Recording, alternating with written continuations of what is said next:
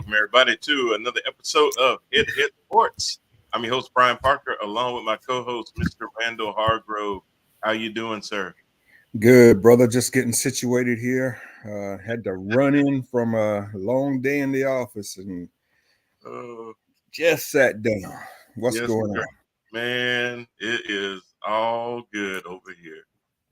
Thanks everybody for joining us for another week of Head to Head Sports, where we get into the world of the National Football League for 26 weeks out of the year.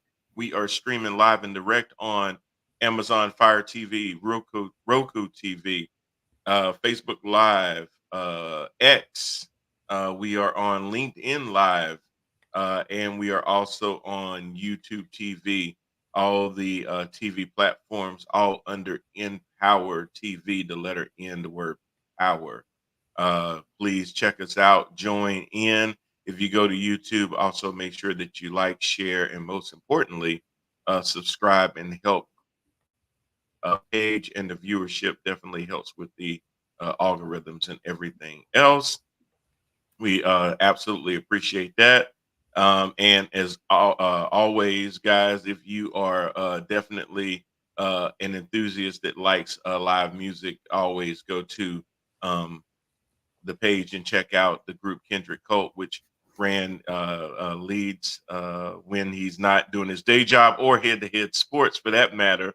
He's out playing the tunes from the 80s and 90s at your local venue in the Charlotte area.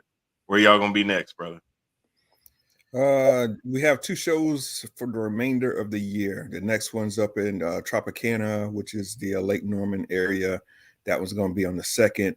And then on the 9th is our goodbye show to 2023. We'll be at our Brickyard downtown once again, uptown, whatever. All right.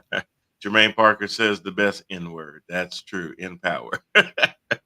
Always good comic relief.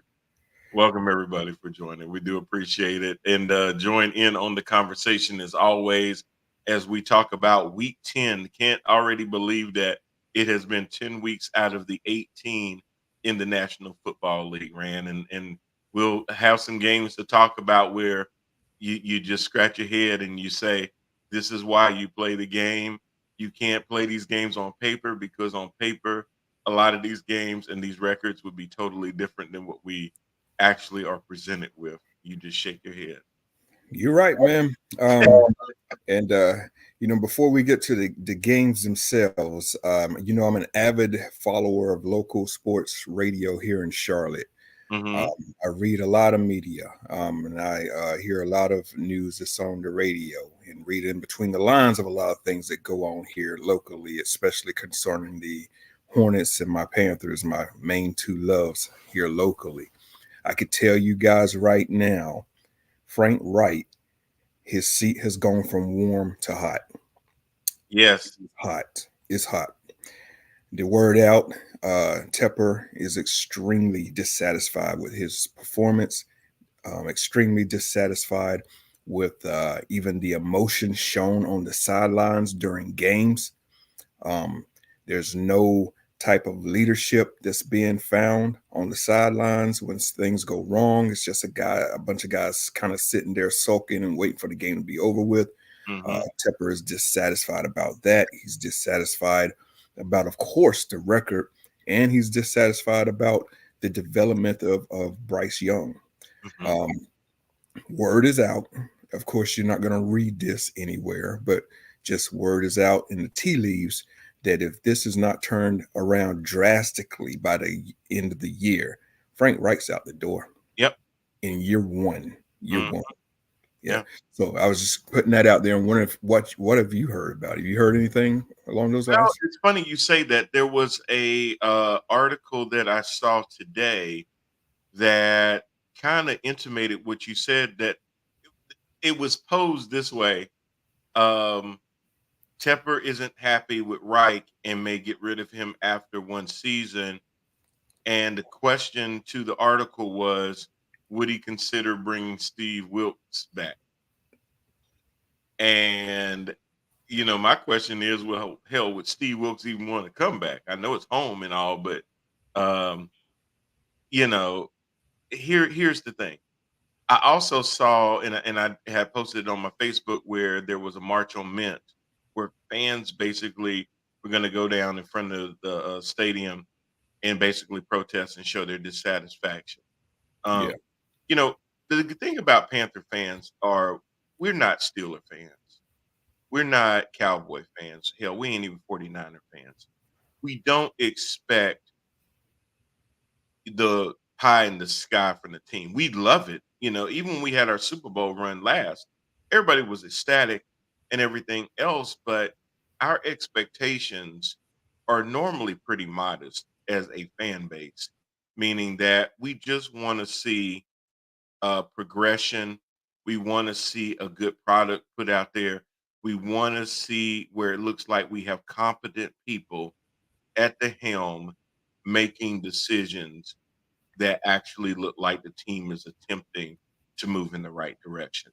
We don't believe that it's going to happen overnight. We don't think we're going to go from 4 wins to 12 to 14 wins overnight, but we want to at least see that they're trending in the right direction. And all we've seen over hell since Ron Rivera's left, it's just turmoil after turmoil after turmoil, whether it's from the front office, whether it's from the players that we're drafting. I mean, you just got to look at it. Look at the draft history. Who have you drafted over the last 4 to 5 years is still on the team? You know, It's awful. it's terrible. How can you build on something when everything that you sit there and you add, you can't keep? So a lot of this is where to me, the fans are making Tepper kind of sit up a little straighter because yeah, I just saw where the Bank of America Stadium has just signed another agreement with Charlotte Sports Authority and everything else like that, where they're going to continue to bring more venues and more things to the Bank of America Stadium. They just had 39 different uh, things there this year, whether it was the Duke's Mayo Classic, whether it was Beyonce, whether it was the Eagles or Journey, uh, all these different acts that ended up at Bank of America Stadium that is very profitable for Dave Tepper. So he realizes that, hey, if we bring it to this stadium, people will come. But don't take that for granted, Dave Tepper. These people will start voicing things with their pocketbook and say, yeah, Panthers, I might just have to pass on that. Yeah, I could fully see a lot of fans start to stay home based on the results that have been shown on the field thus far. And there's a little bit of breaking news that I just heard before even walking through the door that kind of reaffirms that Frank Reich is on the hot seat. He just came out not even 30 minutes ago saying that he's taking the play calling back from Thomas Brown. Yep. Now, you will not do that inside of a month's time because Brown has not even had that responsibility for a month. You would not do that unless you're trying to do everything you can to start saving your ass. Yep. And that's what's going to happen here over the course of the next, however many games we got left here. We're going to have to see the Panthers go at least 500, I'm thinking, in order for Reich to save his job. Because if they're ended up 1-16, he's out of here. Yeah. He's out of here. Reich just pulled Matt Rule Joe Brady without officially relieving him of his duties as far as his coaching job. He left him on the staff, but he relieved him of his duties.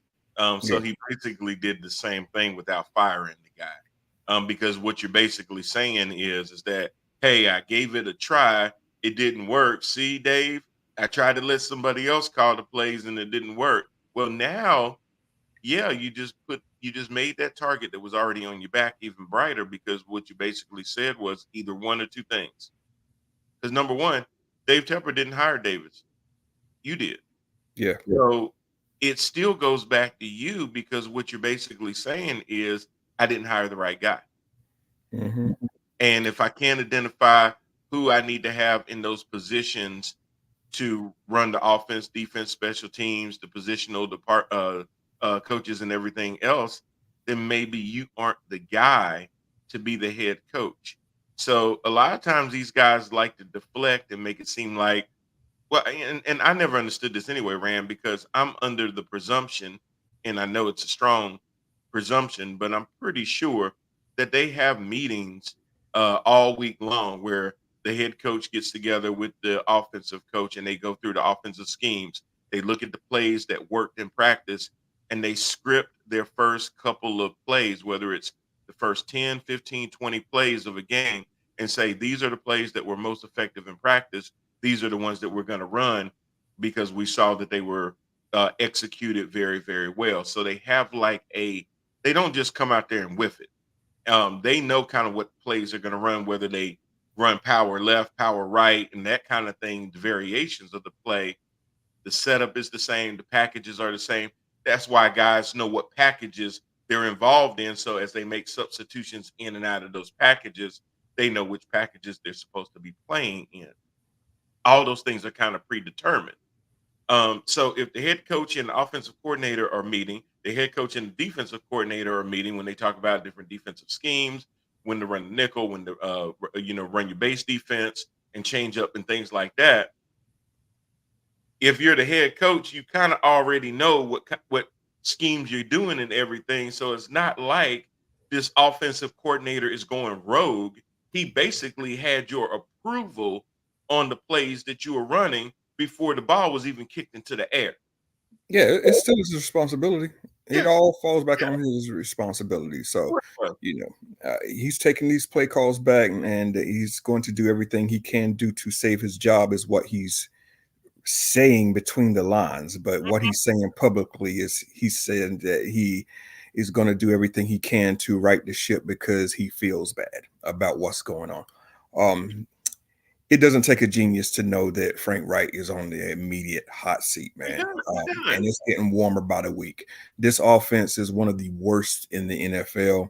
Routinely, they cannot score 20 points a game.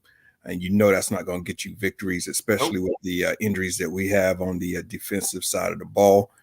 Defense is trying its best and has done a good job keeping, teams within reach, but the offense just can't crack a nutshell, man. It's terrible. It's terrible. No run game, no pass game.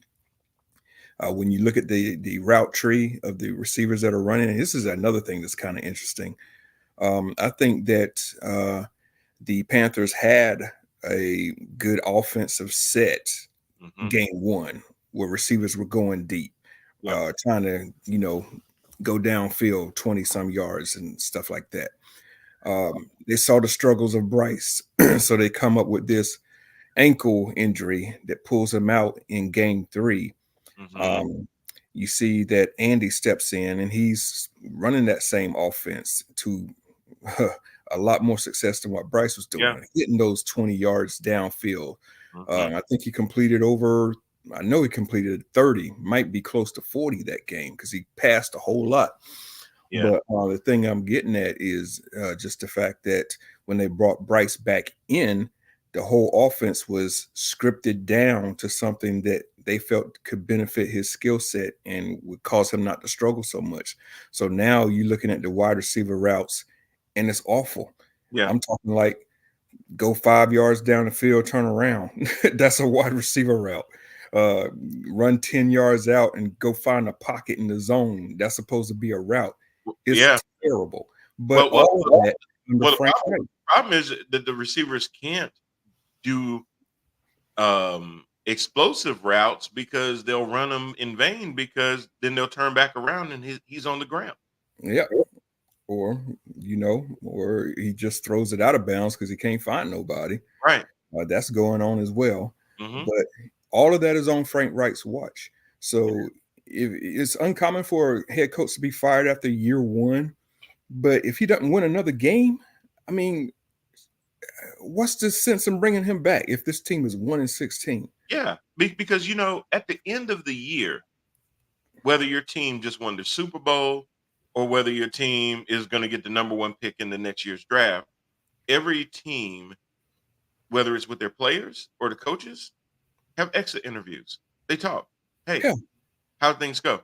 The coach meets with the owner and the GMs a lot of times at the end of a season, whether you win or lose. What is it?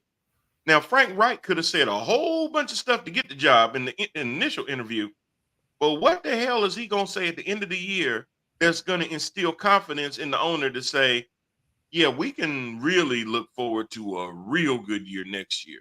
I'm telling you, he better not say that crap he be saying every week in the press conferences, because that ain't gonna cut it. Because Tepper probably done seen that and been like, are you serious? Yeah, because he Are be you, saying are, some you, are, you doing craziness in the that for press the, are you conference. doing that for the press, or do you really believe half that you saying?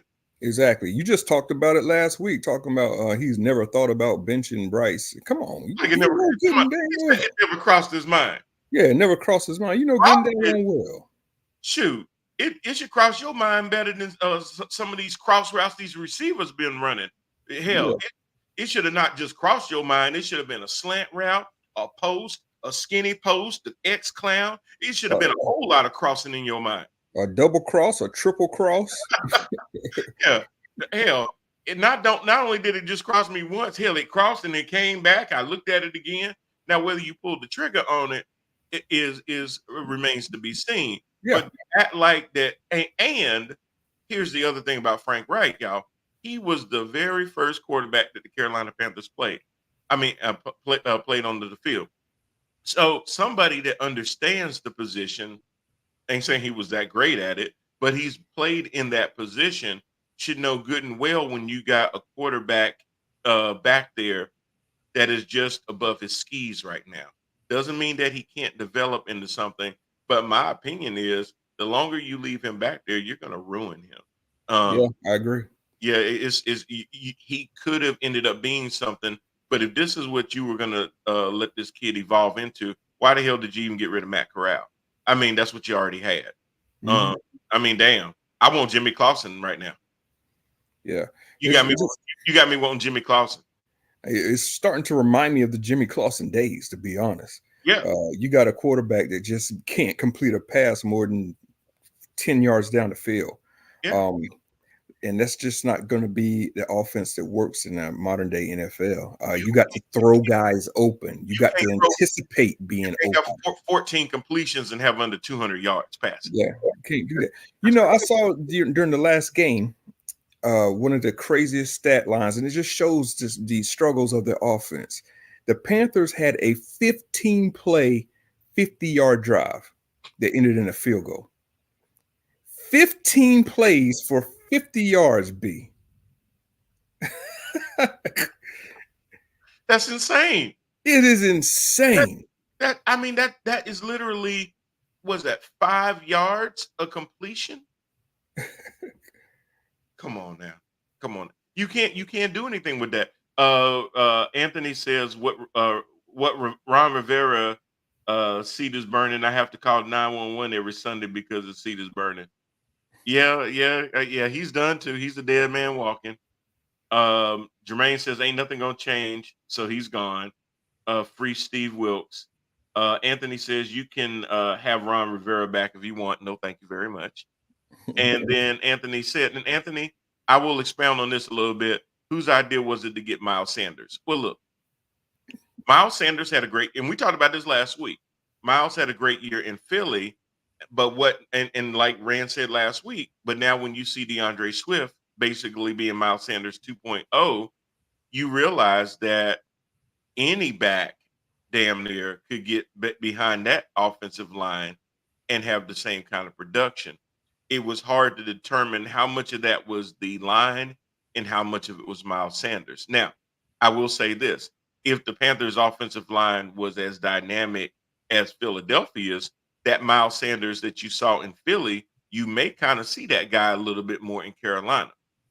Definitely. But the holes that the Philly offensive line can create and the holes that the Panthers line creates are not the same. Same dude, different lines. Miles Sanders didn't forget how to carry the ball. Now he need to forget how to fumble the ball. I will say that, and be more careful with the ball. But this is the same Miles Sanders that when running through some of those lines in Philadelphia could break off into runs. So paying him $5 million a year, that was a bargain. Yeah, we thought we were getting a steal with that dude, Right, man. especially think about it, Anthony. When you have a rookie quarterback, what you really want to do is have a really, really good ground game. If we had the ground game that we had last year with Deontay Foreman and Chuba Hubbard and some of those other guys, running a strong ground game where the quarterback isn't having to sit there and go third and long all the time, but maybe it's 3rd and 2, 3rd and 3, third and manageable, then it would take a lot of pressure off of him having to try to push the ball down the field. Then those 5-yard completions get you first downs. It extends the play, it moves the chains, it gives the defense the rest that they need. And now you have a guy that you can kind of bring along because they have such a stout running game. But when they're stuffing your runs, you get running backs getting tackled in the backfield. Now 1st and 10 goes into 2nd and 13, 3rd and 8, and those type of things. And now everybody on the defensive side knows he's got to throw the ball, and he's a rookie quarterback. You're effed. You're just effed. So, and he says, Adam Thielen is not a number 1 wide receiver. He is for the Panthers.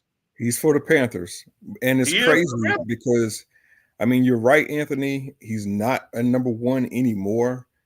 He's more like a number 3 at this stage in his career. He actually plays in the slot for Carolina, but because the slot receiver is closest to the quarterback, he's kind of the number 1.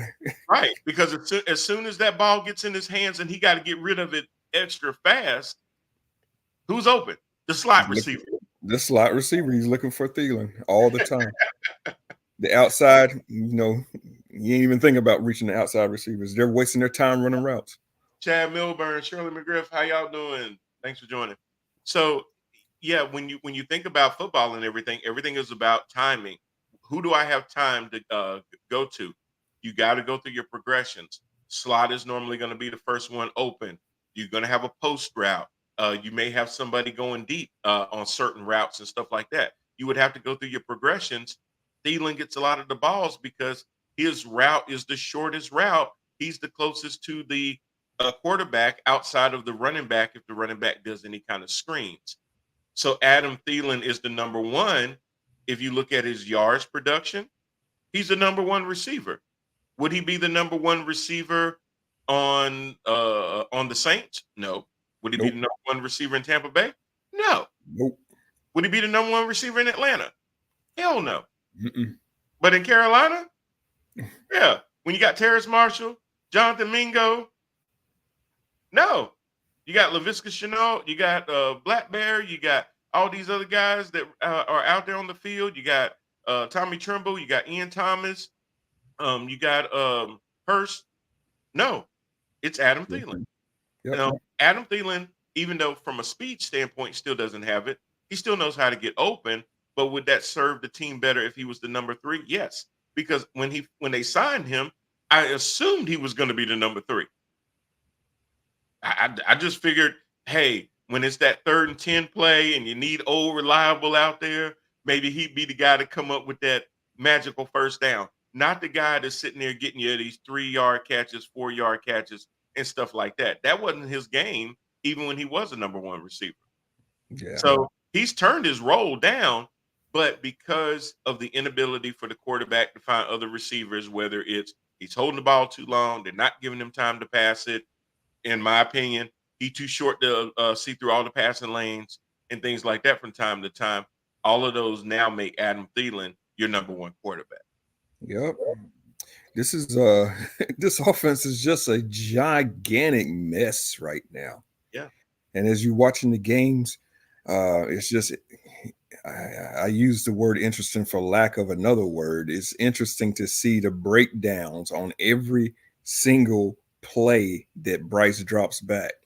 Yeah. It's either he's not seeing the field, he's not going through his progressions, or it's Icky getting beat for a sack, or it's Bozeman getting beat right up the middle, or pressure coming right in Bryce's face, or Bryce throwing an errant pass that he has no business throwing. It's just a breakdown after critical breakdown on every single drop back. is bad, man. It is bad. I mean, it's so bad because it's so many different things that are breaking down at one time. I mean, it's you look and you go, oh my God, um, how many different holes are they going to have to fill in the draft? And I mean, you only have so many draft picks. Yeah. What are you going to address first? It's just crazy. And here's another thing, Good Rand, that question. really gets me too. The number of penalties that this team has had this year and the number of yards that it has cost them, it just blows my mind. But who's that fall on? Who's that fall back on? Thank you. That's where I'm going with that, because that's team discipline. Yep. Pre-snap penalties are the worst. They're the killers. They're the Mhm. killers. 1st and 10, false start. 1st and 10, illegal shifts. 1st and 10, delay a game because you were in the huddle too damn long. Yeah. I've seen that a lot of times where it's 12 seconds. They're still in the huddle. They got to get out of the huddle and set real quick. And then you start sitting there saying, kill, kill, kill, because you see how the defense is coming. You don't have time to kill the play and reset another play. This team has had 62 penalties this year for 465 yards. I'm looking at this right now. That's crazy, man. And as bad as the offense is, you can't afford that. You just can't. You put yourself behind the 8 ball every single time when you do that. You have to give you have the slimmest margins to win games. And penalties can then become the death nail for you. Now, don't get me wrong, they're not the most penalized team, but they're not, it's funny, the most penalized team is the Arizona Cardinals, tied with the Dallas Cowboys at 69. You ain't but 7 away from them. So it ain't like you that much better, but they're the most penalized at 69, which is crazy. 544 yards, Cowboys, 636 yards for the Cardinals. But hey, what's the Cardinals record? So the Cowboys win in spite of all their penalties because their defense is just that good. Elite. Yeah, you have an elite defense, so that covers a lot of your mistakes. But when you have such a small margin of error, those penalties, 62 for 465, just become increasingly larger than anything else. You ain't lying, bro. I mean, that's a lot of penalties, a lot of yards. And the thing about it is a lot of pre-snap stuff that should have been taken care of back in preseason. And we're still seeing the same crap sitting here in week 10. It's ridiculous, man. I love this. I'm gonna have to do this a lot. So check this out. So out of the 62, 4 of them are delay of games, 18 of them are false starts, 7 of them are offensive holding, 3 of them are offensive pass interference. They don't have too many offsides. They only got 2 offsides. Defensive holding. Home CJ. Oh, okay, ain't bad. They got 4. You got all of them. Well, they broke it down. So there's defensive holding, defensive pass interference. Defensive holding, they have 4. Pass interference, they've got 3. So all 7 belong to CJ. They got illegal contact, roughing the passer. They only got 1 of those. So you just go in and you see all these penalties, personal fouls. They don't have any personal fouls. So that, well, I mean, hell, you can't catch nobody. How you gonna hit them after the play? I can go on and on. But the number of the penalties, but most of them, like we said, out of all of the penalties, 18 of them are false starts. And that's crazy when you're almost looking at 2 per game. Yep. That's and way too only many. the Chicago Bears have the same amount of false starts. They have more false starts than any other team in the league. They're tied with Chicago at 18. Pre-snap. Yeah, and it's crazy because it's like, wow, what's Chicago's record? They're struggling, huh? But then Chicago just beat us too. So yeah, it's bad, man. It says, greetings, Brian. Finally had a chance to join the call. So tell me who this is, because I don't have my LinkedIn up, so I can't see who it is, but I have somebody from LinkedIn. Anthony says, can we say Panthers made a mistake and didn't take CJ Stroud? If you switch them, CJ is still a better quarterback. Do I think that CJ would produce the same numbers? I don't know. But I think he would have a better chance again because he would be able to see enough over and through defenses to be able to see his passing lanes. With Bryce, when, like Rand said, when you have those kind of things against you, like your height, you need, Michael. Oh, hey, Michael Gardner, how you doing, sir? So when you need to be able to see and get the ball to receivers down the field and everything, those are things that you can do. But when you don't, you need everything else in the offense to be running at precision, so it gives you a better opportunity. You have to have everything around you working at a very high level for you to be productive. Perfect example, CJ Stroud does not have named receivers on his team like that. Guys that would normally put fear into your hearts when you go, oh man, Tank Dell out there. Who? Nobody's sitting there going, oh man, we got, defensive coordinators aren't staying up late at night because Tank Dell is on their team. Nico Collins, what? Nico Collins, yeah. Pierce, what? Nobody's sitting there thinking that when it comes to Houston. But I tell you what, I bet Jacksonville know who Houston is. I bet. My Steelers know who they are too. I bet you teams that now have them on the schedule, they might not fear you, but I bet you're gonna sit there and pay a little bit more attention to them because of the fact that they have a rookie quarterback that is playing out of his mind, that in some circles is in actual MVP conversations. He is. That's the next thing I was getting at, man. The next topic I was going to. You got to start considering CJ not only for a rookie of the year, but MVP, man. MVP. If he gets to the playoffs and does some damage, you got to look at that kid for MVP as well. Yeah. If they win that division, yeah, you got to. And even if they don't, but they go to the playoffs as a wild card, and they say they get past the opening round and they get at least to the second round, you got to give it to the kid. Yeah. The thing about Texans, their offensive line is terrible. And they have zero running game. Yep. Sounds familiar, right? but despite of those things, CJ Stroud continues to produce through the air. That's right. And let's not forget, Houston over the last couple of years has, when I was talking about turmoil earlier and things like that, they were shrouded in it. Rico Ryans is the third coach in 3 years. Because of what they did with Lovey, what they did with Cully, all that other stuff that they had going on. Hopkins getting the hell up out of there. Watts getting the hell up out of there. Nobody wanted to play there anymore. All this stuff going on around that team and things like that. It just shows you when you get the right coach, you got the right quarterback that can sit there and start to cover some of the deficiencies that you have. Everything doesn't have to be perfect for those guys to still have the impact that they need on the field. That's right. That's right. You only got so much money to throw around. You only got a salary cap, and they're striking the iron while it's hot. He's on a rookie deal, Rand. So they're getting the most out of their quarterback now. Yeah. And here's another thing to kind of look at since we're on this Carolina Panther discussion, man. You look at CJ Stroud, and I've seen 2 games from him, I believe. I definitely saw that Steeler game when he just whooped us up and down the field. And I'm like screaming, who the hell are these guys open?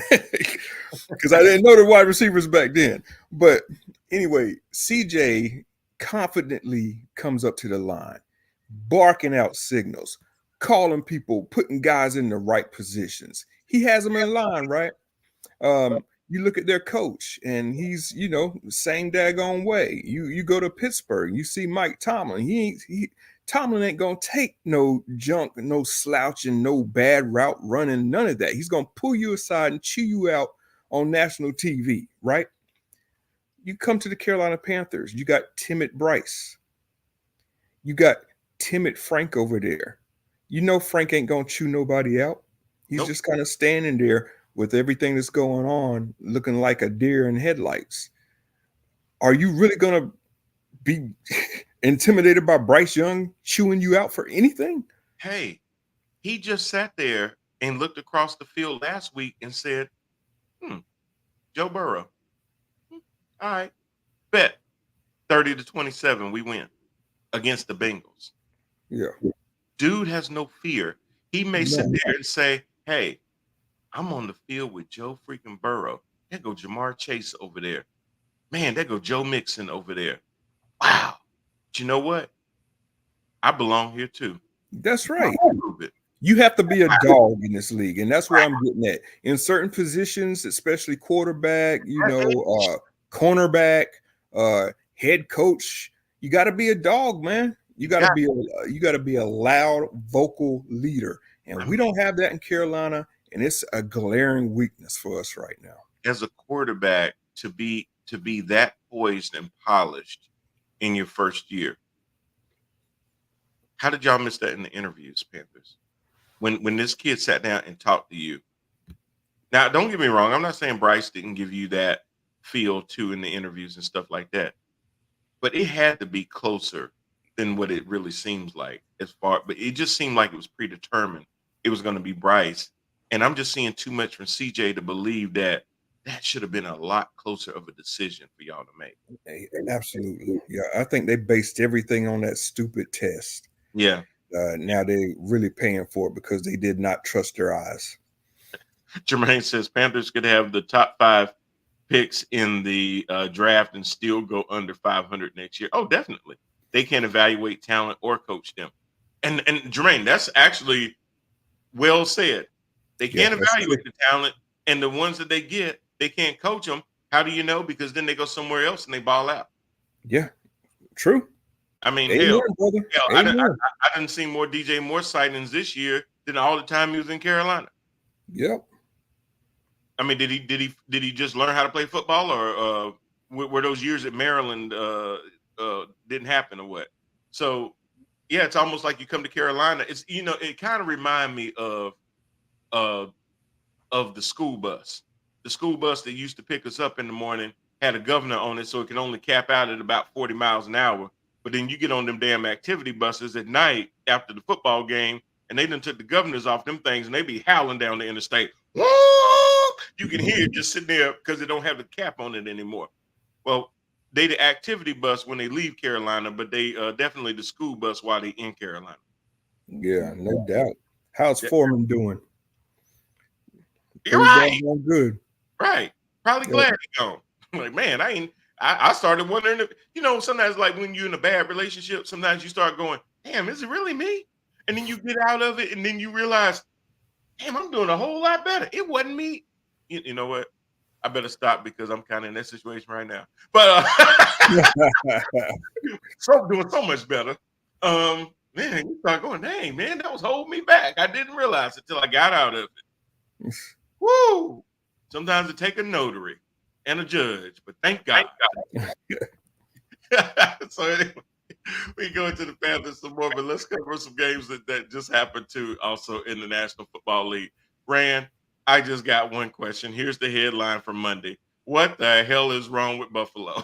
Man. I can't even call it. I can't call it. Look, I said that was going to be a sleeper. The Bills were going to just sit there and do some really, really nasty things to them, almost criminal. And again, the Broncos can't beat teams and they own I ain't gonna say that. The Broncos can't beat the lame teams. But when they see Kansas City and they see Buffalo, somehow something changes. Now listen, Buffalo couldn't get out of their own way. I mean, the amount of fumbles in this game. Fumbles lost 2. They had more than that. Interceptions thrown 2. Could have been more than that. Is just unbelievable. Time of possession, 22 minutes to 37. This is by the Broncos. The hell? You're supposed to lose that game. The fact that you could have won the game had it not been for the end of the game, and was this the game where the kicker initially missed and then they had to re-kick it and they won it? Wasn't that the Yeah, game? because them fools had 12 men on the field. After a How you timeout. do that? How you do that? Yeah, how you do that? How you call a timeout? You go back into the game and you still have too many people on the field.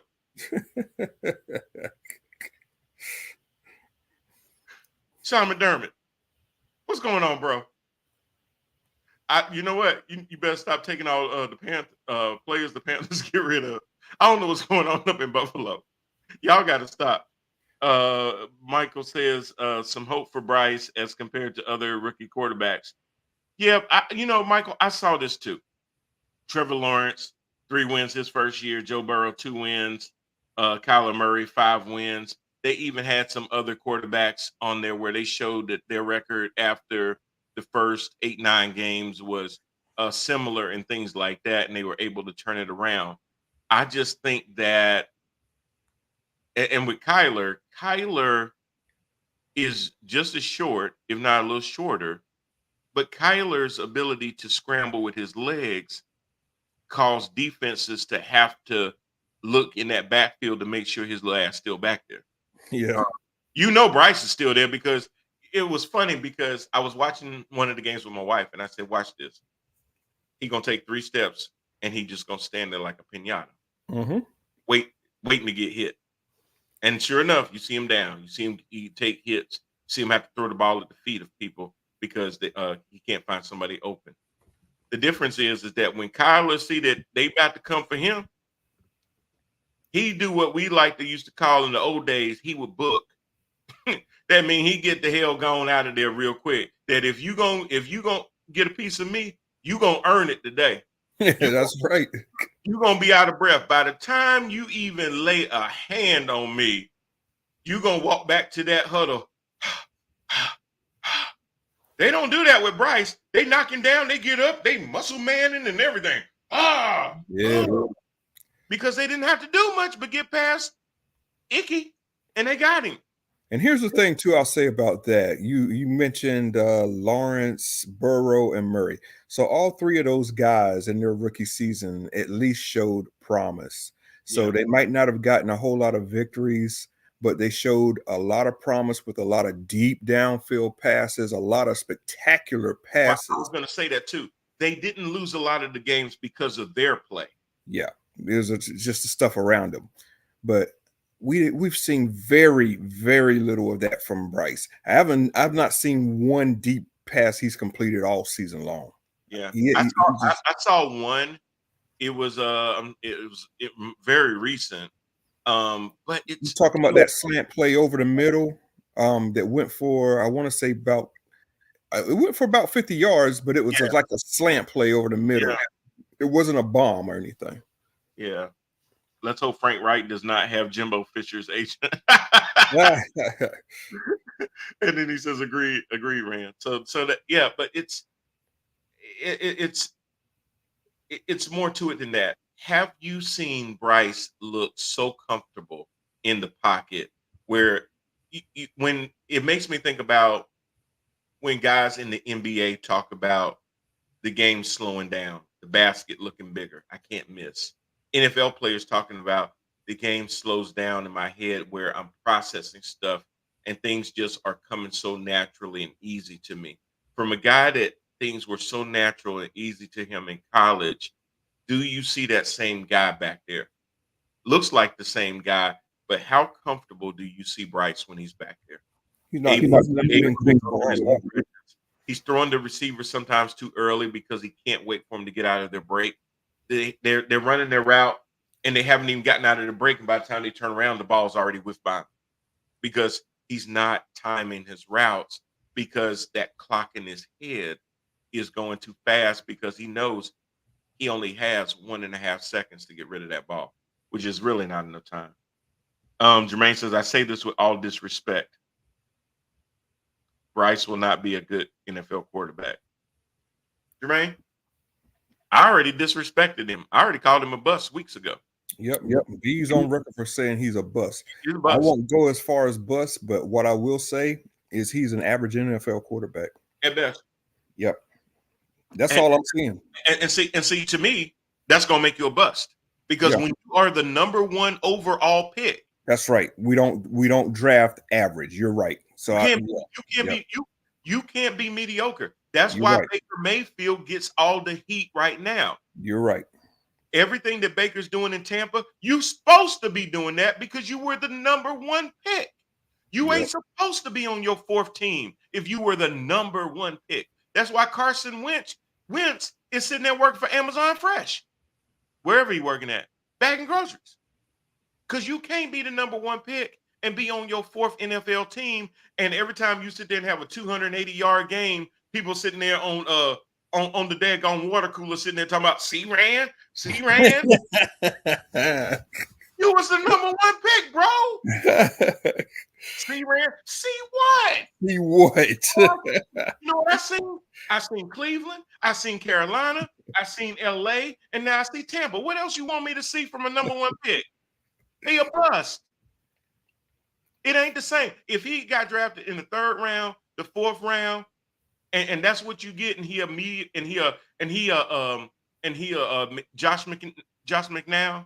McCown, and he a journeyman. He a Ryan Fitzpatrick, and he has a long career going from one team to another. He a Teddy Bridgewater going from one team to another. I can live with that. Yeah.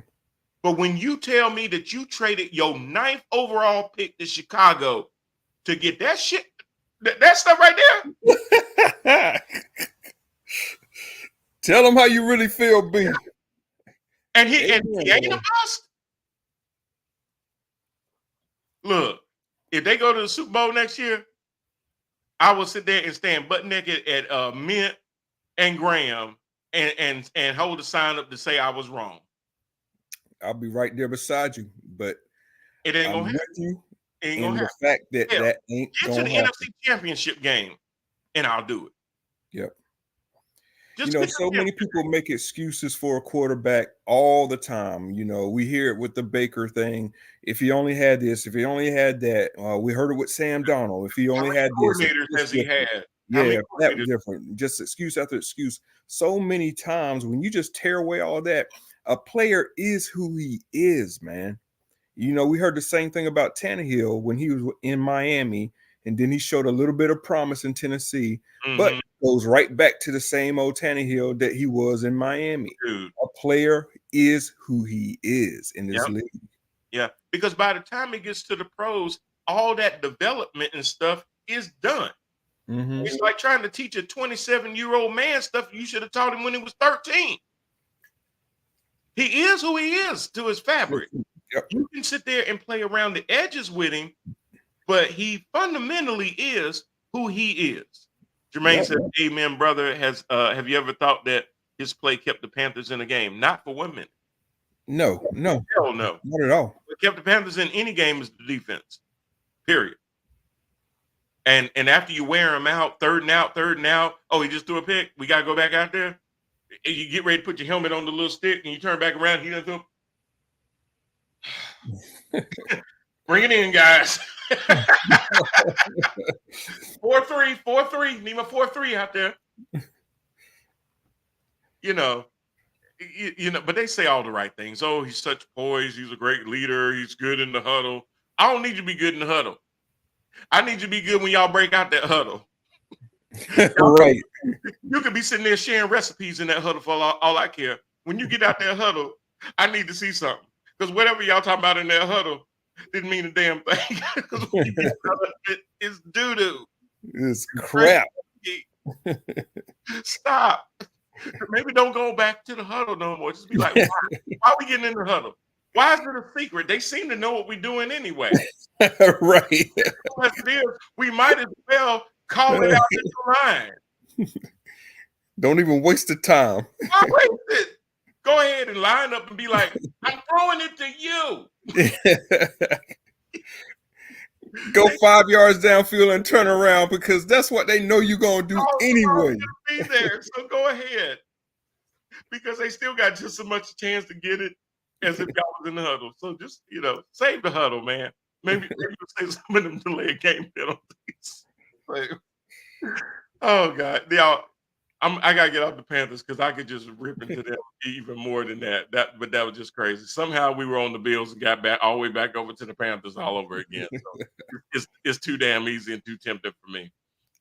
The crazy thing too in this game, I mean, you just saw a undisciplined team when it came to the Bills, and you saw Russell Wilson actually outplaying Josh Allen, and I just wouldn't have believed that. Russell, again, 20 these short passes though, 24, 29, 193 yards, 2 touchdowns, but most importantly for him, no interceptions. Josh Allen, 15 of 26, 177, 1 touchdown, 2 interceptions. What the hell, man? I mean, and it was funny. Right before the game, I was listening on the radio, and they were talking about, yeah, Josh Allen normally follows up a bad game with a good game. He didn't. Not this time.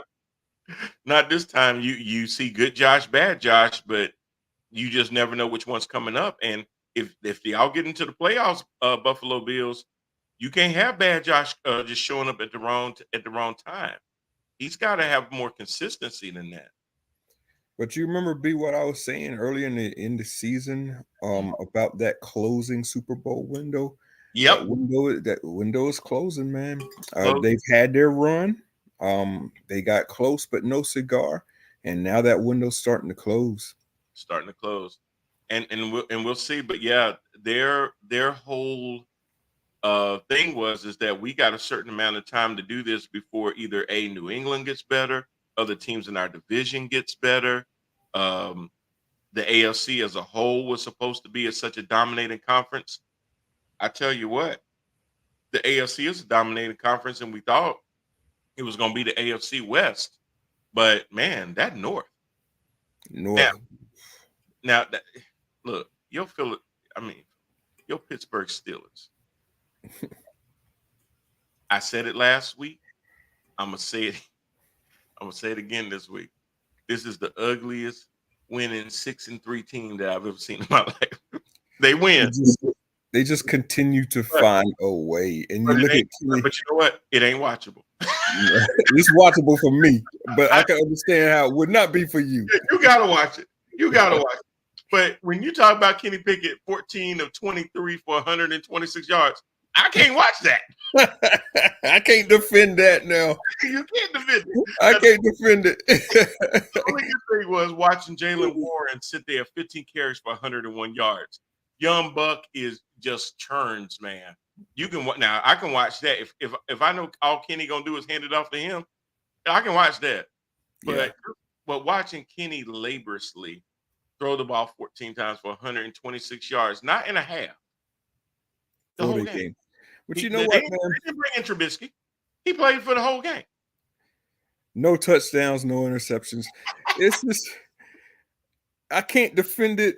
But I will say that we had the running game going. So there was a lot of handoffs because both of the backs fared well in that game. And the defense, they played well too. But Pickett, he got to get better, man. He got to get better. Oh, God. He has to become the quarterback that is the reason why we win sometimes. Right. And that's true. He doesn't have to be the dude to get you every time. And he doesn't have to be the dude that sits there and gives you spectacular play after spectacular play. Keep everything on time and give me 2 to 3 important pivots and turns in the game where when I call on you, you show up in the biggest moment. Yeah. I don't need you to sit there and have these lofty stats where you threw the ball all over the field and stuff like that. I just need to know at that 4th and 6 where we got to go for it to keep pressure on the other team that you can show up in that situation.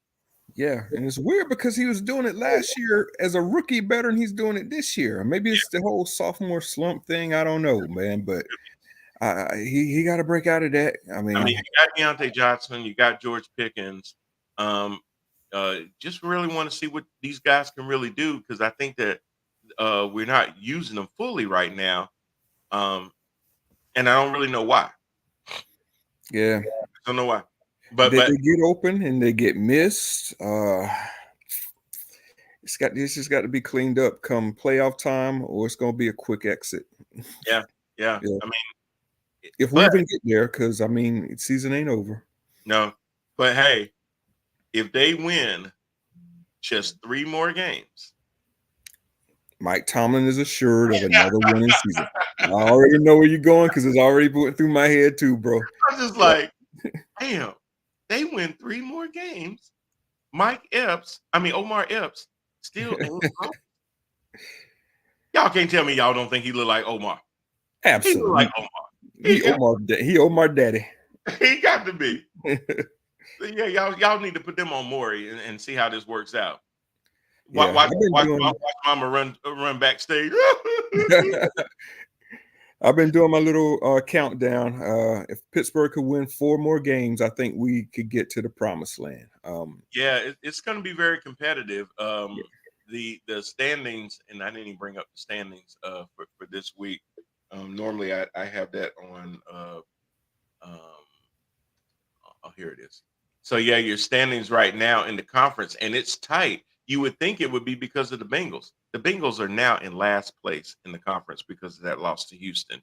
So now the Browns, the Doo-Doos keep winning, but we're going to see how that's going to play now that Deshaun Watson has been shut down for the rest of the season with season-ending shoulder surgery.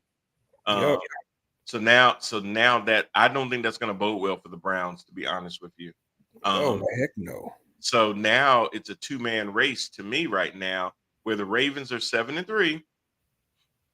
The Steelers are right behind them at 6-3. So the Ravens still haven't had their bye. Once they have that bye, we're going to see this race get a little tighter. Statistically, I would say that they're basically tied. They have that 1 extra game, so they have the 1 extra win. But let's see what happens when the Ravens end up with their bye, how those records really start to look. This is going to be real interesting in the AFC North. The Ravens ran, I want to believe in the Ravens. I want to trust in the Ravens. They just lost to the Doo-Doos, and this is why I can't trust them. Yes, I they're know where you're going with that too. but I can't. They're up and down. Lamar Jackson, 13-23, 223, 1 touchdown, 2 picks. Yep, pick 6 too. Pick 6, yep. This is again the type of things that you're gonna get with a Lamar Jackson, and it's typically around this time of year where his, all-star performances start to decline. It's about this time of year either he gets hurt or his play just drastically goes down. And here we are once again. So we'll see if he could pull himself back together. But we've seen this before, man. We have. Yeah.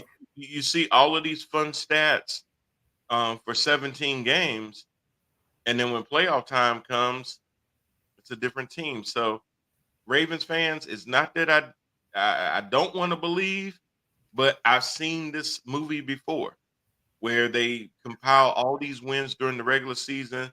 Lamar's an MVP candidate. Some games he just looks like doo-doo. And then they get to the playoffs and then they just fall apart. So I'm honestly, the Steelers are who they are. They win ugly. They make no aspersions of we're anything better than what you see on TV. They are who they are. They are your lunch pail guys that just go out there, they get in the trenches, and they win in the trenches. That's who they are. They ain't sexy. They ain't flashy. They just beat you with running and defense. That is what they've hung their hat on for the last 357 years. That's who they are. That's their identity. And Yep. I can respect that because if somebody says, what is the identity of your team? That's Pittsburgh. If somebody asks me what the identity of the Baltimore Ravens is, hell, it's bipolar at best. It could be this, but it could also be that. Sometimes it's this, sometimes Sometimes it's that. Not with the Steelers. Every week, win, lose, or draw, they play the same way. Most of the time, if you look at Mike Tomlin's record, they win. But with the Ravens, it's not so much that they win in different ways that bothers me. It's they are so inconsistent with their winning that they'll give you a game and you'll look at that game and you'll go, oh my God, man, the other team, they just beat the brakes off of them. Then they show up in another game and they play another team and you just look at them and go, what in the world did did Cleveland do to y'all that made this happen? And here's the crazy thing. At the half, it was 17-9. They were in control. Cleveland had to score 16 points in the fourth quarter to come back and win that game. Mm-hmm. You know, Deshaun put together one of his better games of the year, 20 of 34, 213 yards, a touchdown, and a pick. Jerome Ford had a really good game running the ball.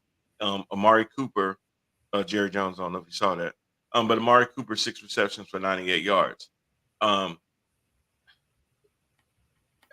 I mean, Cleveland, they did everything that they could. Now we're going to have to see what's going to happen now with Deshaun Watson now being put out for the rest of the season, and now they're going to be replaced with Dorian Thompson-Robinson. So he's going to get the shot playing the game. So I don't know, Rand. I'm waiting. I just think that the Ravens aren't going to really be there at the end of the year when it matters most. Jermaine says you would think that after all those massages, Deshaun's shoulders would be bulletproof. It does. Well, you know, if I see on TMZ where Deshaun is now suing the masseuses, What? I'm just saying. I ain't okay. Got you. If I see that, then I'll know that he's thinking the same way, Jermaine, that, hey, wait a minute. I thought y'all rubbed me down good enough for the whole season. Yeah, well, Jermaine, I actually think that he's having that surgery so he can get more massages. You know, take care of me. That's part of rehab. You gotta get rubbed down. Come see me. You know, hey, I know I just had this shoulder surgery, but could you just rub everything while you're here? Might as well. Look like you got a half bottle of oil and 2 workable hands, so let it rip. Oh my gosh. Bro, why you coming in here with just a towel on? I'm just for shoulder rehab. Your shoulders. Why you ain't got no clothes on in here? I figure since you had it'd be a shame to let a full bottle of oil go to waste. Heck, them candles ain't burning out no time soon. Where did candles come from? Well, I bring my own to the sessions. Got tea leaves all around the table. What's wrong with you? Oh God. Oh man. There was Dwight Howard might show up.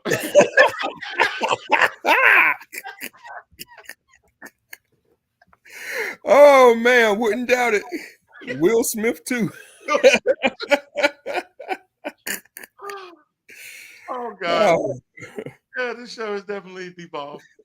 Anyway, another interesting game, Lord have mercy, that happened. Well, before I get to that one that really kind of surprised me a little bit was what went on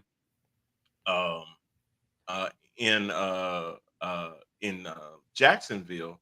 Was the Jaguars were not notified that the 49ers were coming and they needed to come play the game. San Francisco ended up just beating the brakes off of them 34-3, and it could have been a lot worse, but they called the dogs off because Jacksonville was not putting up a fight. And Brock Purdy, give him credit, he bounced back after kind of having some iffy games. 19 of 26, he only missed 7 passes, 296 and 3 touchdowns, and none of them were to Christian McCaffrey, whose streak actually ended because he didn't have a touchdown and he had like what 18 consecutive games or something like that that he was on the cusp of and all of that. But look, McCaffrey will trade in a streak like that to hoist the Lombardi Trophy any day of the week. So I don't think he cares too much about that. But that San Francisco team looked good again. Debo was out there for the first time in a couple of weeks. It looked like they're trying to get him back in the offense. He ran 3 times for 29 yards. He also caught another 4 balls for 30 yards. So they're getting him back in the offense. McCaffrey caught 6 balls for 47 yards in addition to the 95 he put on the ground. So even though none of it accounted for a touchdown, he is still definitely a very, very hard dude to deal with just because he gets the ball in different ways. I said it before their bye even got here. The news of San Francisco and Purdy's demise is greatly exaggerated. You did. I was sitting there going, "Uh-oh, did he hit the ball?" And you're like, "No, it's just a blip." Michael let me know that it was 17 consecutive games by C-Mac. Another Carolina player drafted to assist another team a few years later. Yeah. Oh, indeed. Yeah. I mean, think about it. His first years with Carolina, riddled with injury. And sometimes, and people have asked me before, is that the training staff? Is that the people at the compound not knowing what to do with certain players and their injuries and stuff, or bringing them back too quick, or, and it could be, or it could just be one of those things. Hell, I remember when Steph Curry hit the league, ankle injury after ankle injury after ankle injury, and it kind of seems like he's grown out of it, where he's not out like that anymore. But it was just one after other. And I figured C-Mac was going to have one of them Barry Sanders careers where he was good for the short amount of time, but he had to bow out early just because his body betrayed him. Well, his body ain't betrayed him, because after he sat there and hit that first train smoking to the Bay, he ain't looked back. No. He ain't had a bad game since. He probably can't even tell you where Charlotte's located. Nah, because he sold his place here. He gone. Oh, and I know this is changing subjects, but big ups to Kevin Harwick, who bought a house out in Lake Norman that was used in Talladega Nights, where the Sweet Baby Jesus was. Didn't know that.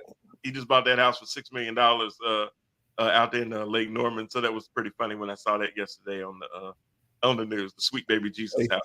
If you ain't first, you're last. Yeah, shake and bake.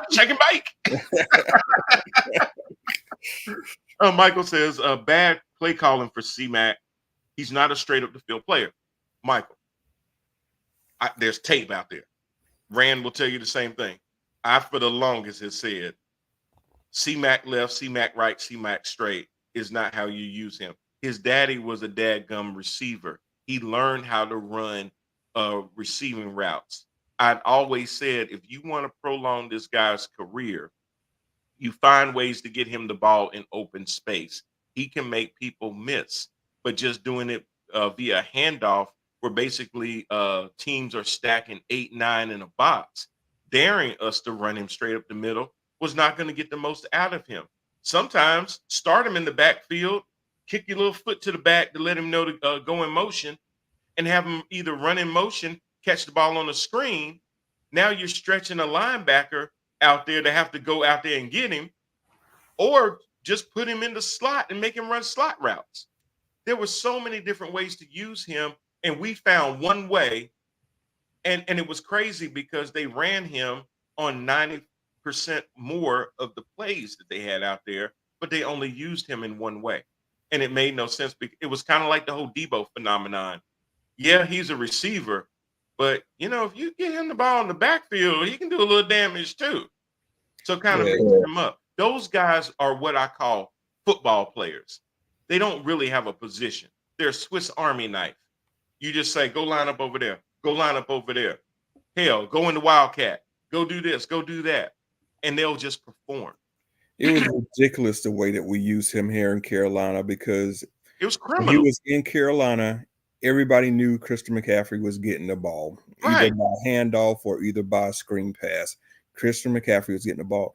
in San Francisco, they use him in that way, but they also use him in a little more as a decoy. Decoy. So Yep. it frees up people like Debo. It frees up people like exactly. And IU. So Yep. they don't know where the daggone ball is going to. So that just makes him as in Christian that much more explosive and that much more where you got to try to plan for these guys, man. Yeah. And it was Brock Purdy. Yeah, had we used him in the same manner, we would be looking like San Fran too. If we got NFC South. Yeah. Michael says I may be stretching this, but C-Mac is close to a modern day Barry Sanders in terms of bringing him down. He is. He definitely is. Because that's a powerful dude. He's an elusive dude, and his power is deceptive. Very deceptive. Yeah, he puts a lot in that little small body, but Barry ain't that big of a dude either. Nah, that's why I don't think you're stretching that because people sit there and they watch old tapes of Barry Sanders and stuff like that. But if you ever stand next to Barry Sanders, he compact. I mean, yeah, he's stout, but it ain't because he's tall or anything. He's just a stout dude. Mm-hmm. But he has a lot of power. As a lot of the players that he laid licks on will tell you. C-Mac is in that same space. He's just compact, but he's a stout dude. So yeah, I'm happier for C-Mac because you see a player like that has all the gifts and everything, and you hate to see them get on to a team that doesn't know how to use them and their talents. And as much as you would have liked to see them do it for their team, if he was still with the Panthers today, C-Mac left, C-Mac right, C-Mac up the middle, 3rd and 12, throw the ball. Oh, damn. Incomplete, interception, or short kickoff. That's all would happen. Barry and C-Mac know how to use angles to deflect tacklers. That's true. And I will say one of the best people I ever seen that use angles for the Carolina Panthers was one Luke Kuechly. Mm-hmm. Close in on people just because of the angles that he was able to use. There are certain guys out there that definitely study those angles. C-Mac is a football nerd. He'll watch so much tape and everything and figure out how to get leverage on people. What? Are you serious? C-Mac is on IR. What? I haven't seen that. Did that just come across the wire? I got the wire up. I'm trying to look. Let me refresh this bad boy because that should be like front page. Yeah, I haven't seen that one. Yeah. When did that just happen, Michael? I don't want to believe, but I've seen this movie before. Oh, that's you. I was like, wait a minute. I think I already said that. I was like, did I go back? He said, let me finish. Oh, he said, nope, let me finish. Oh, okay.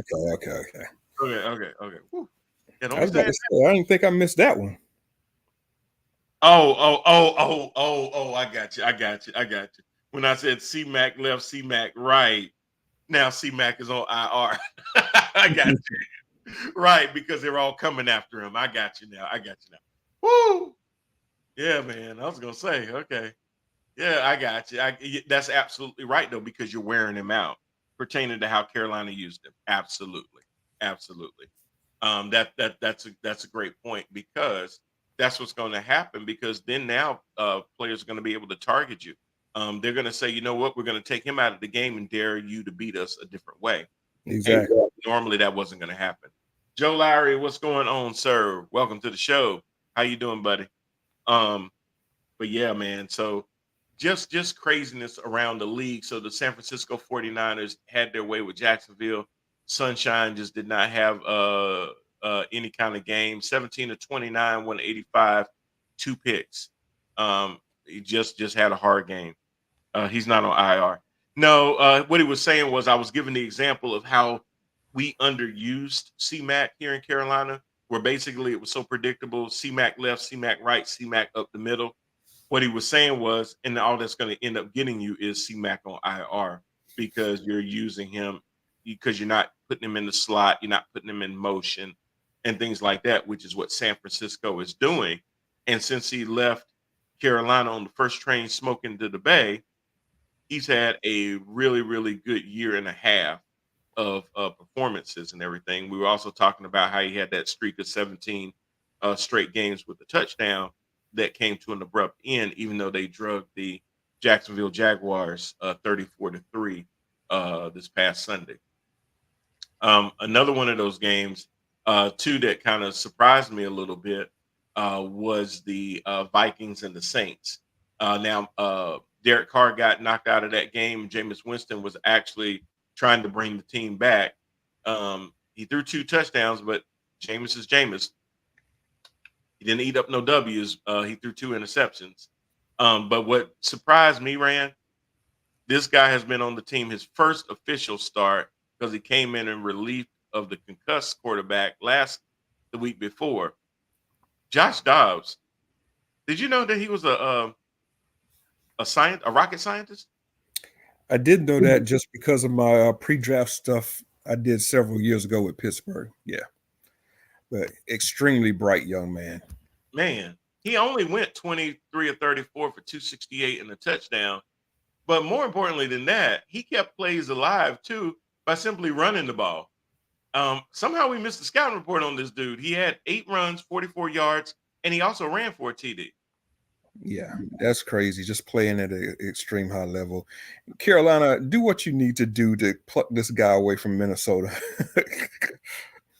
Joe says, random thought of the week. Sunshine and Josh Allen kind of looking suspect right now. Bro, yeah, you missed the first part of the show when I said the headline for Monday night was, what the hell is wrong in Buffalo? Because Josh Allen let Russell Wilson.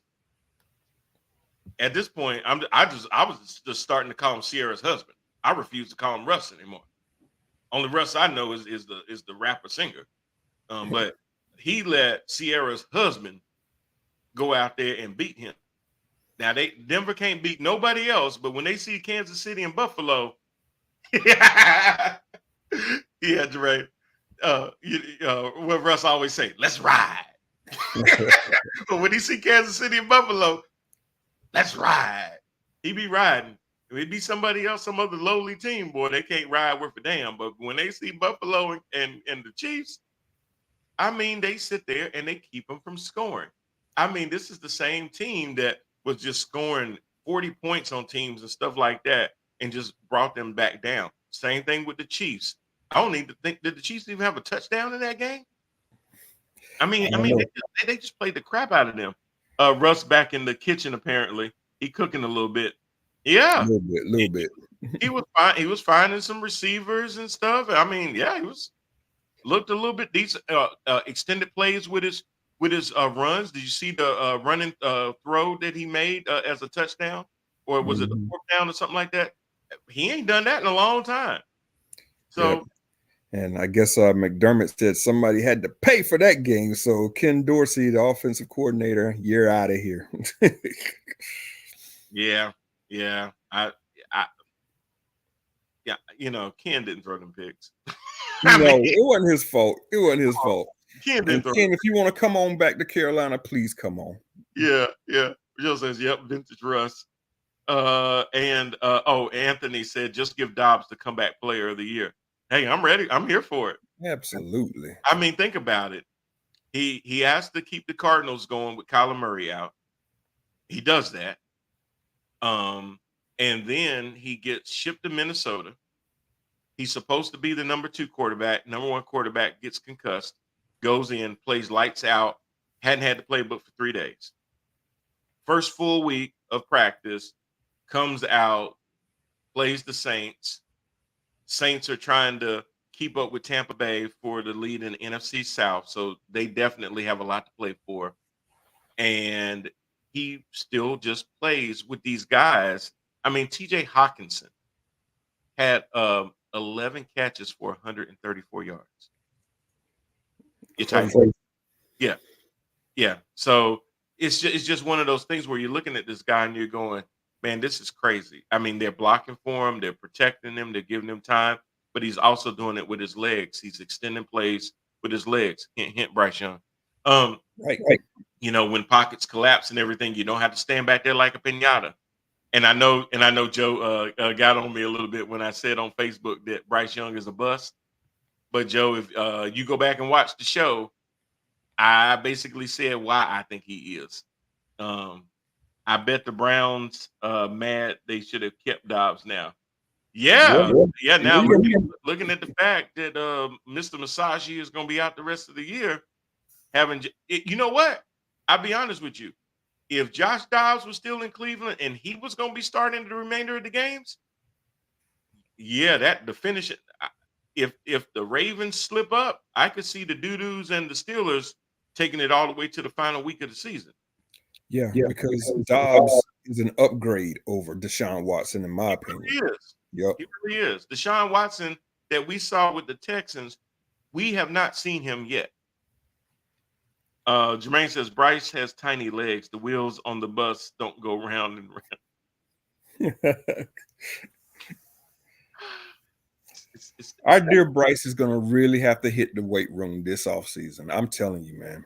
Man, but he better have some spotters, man, because he might live that shit and then he can't get it off of. I don't want to hear about no cold blue on Mint Street because he got a bar sitting on his neck. And so y'all better spot this man. I can just see it. Look, I told y'all don't keep sucking me back into these Panthers talk because I got too much smoke for these Panthers right now. I'm telling you. You know, my nerves. Damn it. Oh Lord, we gotta get ready to close the show up. But we also saw a shootout. Now listen, when you say shootout in Detroit in the same sentence, that doesn't alarm anybody. But when you say it was the Detroit Lions playing the LA Chargers, it's a little bit different. Sorry, Detroit. I know that was a bad shootout joke. But 41-38 was the final score. Jared Goff is playing now talking about a comeback player of the year, even though he did play last year and stuff. But how about a comeback career? Jared Goff looked like he was headed for the trash heap. I hope you're listening, Carson Wentz. That, you know, a high pick and everything, and turned his career around just by changing a little bit of scenery. Who thought Detroit would make anybody ever look better? Sorry, Detroit. But the fact is that this man has been playing out of his mind. He's probably one of the best quarterbacks in the whole NFC. He really is. Like me and debate me on that. Yeah. You can't. He's probably one of the best quarterbacks in the NFC, period. I put him up there with Brock Purdy. I'd take Jared Goff over what's that boy name in Dallas? Yeah, Prescott. Yeah, I take him too. Speaking of which, Cowboys, I will applaud you. Y'all didn't go crazy, at least on my timeline, after you beat the hell out of the Giants 49-17. I hope y'all realize that this is akin to a young kid, say an 18-year-old blue chip, going out there and beating a 60-year-old in a game of one-on-one. It would only be impressive if the old dude wins. If you win, you're supposed to win. Win and move on. Take the win because you need to take all the wins you can get because December is right around the corner. And Cowboys, December to y'all is like kryptonite to Superman. That's when it all comes to a crashing in. That's when them wheels on that bus stop going round and round. They like they square wheels then. But so they don't turn that good. So we will see. And the only one smoking a cigar at the end is Stephen A. Smith. That's it. And I'm here for it. I'm here for it. I'm here for that. I'm here for any montages, the Cowboy fans sitting there crying and looking at their team like y'all ain't damn. I love it. I'm here for it. All right. We about to get up out of here. What games are you looking forward to this coming week, Rand? I'm looking forward to the one that starts week 11 and the one that ends week 11. Ravens Bengals going to be a hell of a game tomorrow night. And then Monday Night Football got another banger with Philadelphia taking on the Chiefs. And that one is actually in Baltimore too. Bengals, y'all stay in the hotel all day. Don't hang out in Baltimore. Sorry, Baltimore. No, you don't want to hang out in Baltimore. No. So you do have some straight up AFC North matches. The Steelers and the Browns, 1:00. Steelers, hey, Kenny Pickett, you ain't playing Mr. Masagi, so you got a chance. You can win an ugly game in Cleveland. Got to get it, man. This is another one of those you got to get. Another one of those, like I said last week, if we sitting here next daggone Wednesday talking about a loss to the Browns, I'm going to be pissed off. Absolutely. Dolphins and the Raiders. Raiders got to come all the way over to Miami. Hey, Dolphins, y'all didn't look so good across the pond. We really need to see how y'all going to play against teams because we're noticing that good teams you don't beat, bad teams you do. We don't really know what to make of the Raiders right now with Antonio Pierce now 2-0 with those Raiders. So let us know. Waddle, Tua, Tyreek, y'all got to get back on schedule. We got the Titans against the Jaguars. That's to be said. 49ers playing the Bucks. Baker Mayfield fans, you're going to get your wish. Right. Let's see what Baker looking like, y'all. Jets and the Bills part 2 is coming up. We got the Cowboys coming to Carolina. Bloodbath. To get that L. We're going to win this one. We're going to beat breaks off the cow bitches. We got you. Yeah. And then Monday Night Football, like you said, we got the Eagles and the Chiefs. You shouldn't be anywhere but at your house or at that game. I'm letting you know. Jermaine says, great show, fellas. Cooking with fish grease. All right. I like it. Ain't nothing wrong with that, brother. You get it nice and hot and popping. We love it. But y'all, that is going to do it for us. Thank y'all for tuning in for another week of Head to Head Sports. We'll be back. Next week is Thanksgiving. Okay, I'm sorry. It's Wednesday before Thanksgiving. So we'll have the show. So we'll be in right before Thanksgiving because it's going to be 3 games normally on Thanksgiving. So we'll definitely have all of that for y'all. Y'all stay safe out there. And we will definitely see y'all again next week. Y'all take care. As soon as I find my outro, there we go. Peace.